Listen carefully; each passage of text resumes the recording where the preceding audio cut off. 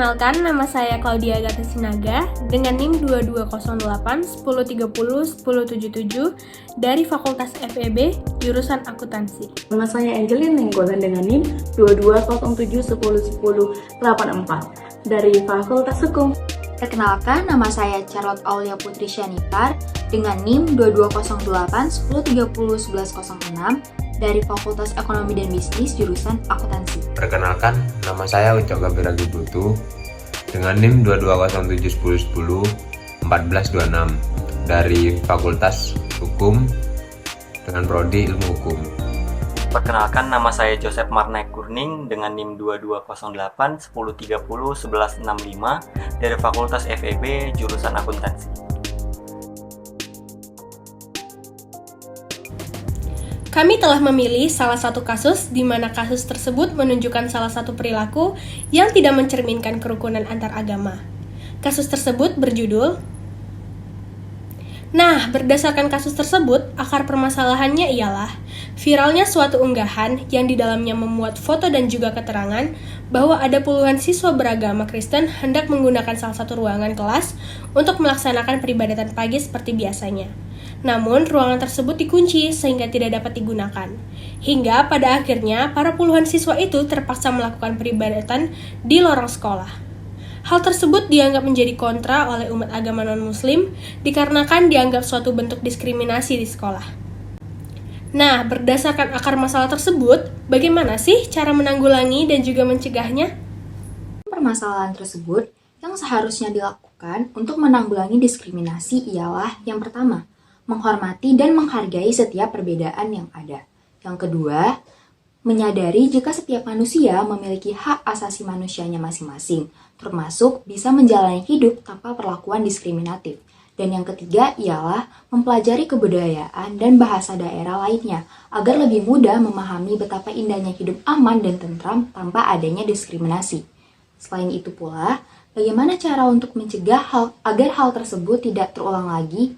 Ialah dengan mulai dari diri sendiri tiap-tiap individu untuk mau membuka diri dan menghargai perbedaan yang ada, terutama di lingkungan sekolah.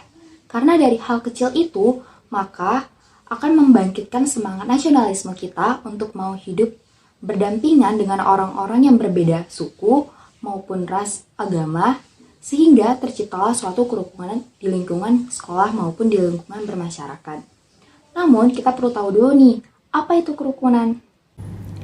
Dari penjelasan sebelumnya, kerukunan dalam general adalah hidup bersama dalam masyarakat dengan kesatuan hati dan bersepakat untuk tidak menciptakan perselisihan maupun pertengkaran.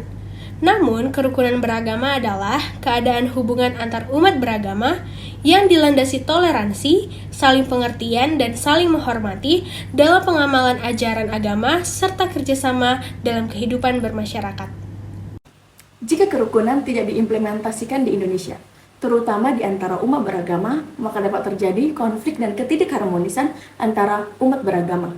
Beberapa dampak yang dapat terjadi antara lain, yang pertama, konflik antara umat beragama. Ketidakharmonisan dan perbedaan pandangan antara umat beragama dapat memicu konflik yang dapat mengancam perdamaian dan stabilitas yang ada di Indonesia. Yang kedua, diskriminasi. Jika ada kerukunan, diskriminasi dan intoleransi terhadap kelompok beragama tertentunya dapat meningkat. Hal ini dapat menyebabkan perpecahan dan ketidakadilan di dalam masyarakat. Yang ketiga, pemisahan diri. Ketidakmampuan untuk saling berdampingan dan saling menghargai dapat menyebabkan pemisahan diri antara kelompok agama. Ini dapat mengurangi keragaman budaya dan menimbulkan ketegangan di antara kelompok agama.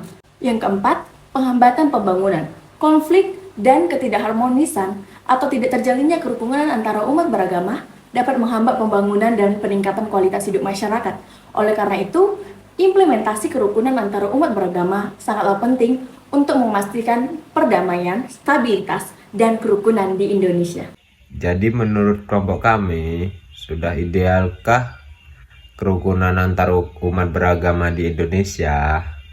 Belum, karena masyarakat di Indonesia sampai saat ini masih belum menerapkan sikap nasionalisme dan menghargai antar umat beragama, sehingga masih banyak ditemukan kasus-kasus yang tidak mencerminkan kerukunan, salah satunya diskriminasi.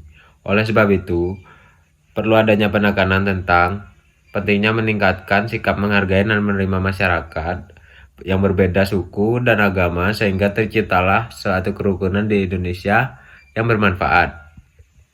Dan hal apa aja sih yang kita lakukan untuk mewujudkan kerukunan? Ada beberapa hal yang dapat kita lakukan untuk mewujudkan kerukunan antar umat di negara kita ini. Yang pertama yaitu saling tenggang rasa, menghargai, dan juga toleransi antar umat beragama.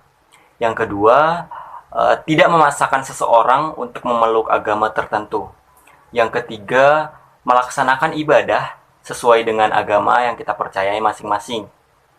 Dan yang keempat yaitu mematuhi peraturan keagamaan masing-masing kita, karena kerukunan antar umat beragama itu dapat terwujud apabila masing-masing umat beragama tersebut dapat mematuhi aturan-aturan yang diajarkan oleh agamanya masing-masing. Sekian presentasi dari kami. Terima kasih. Shalom.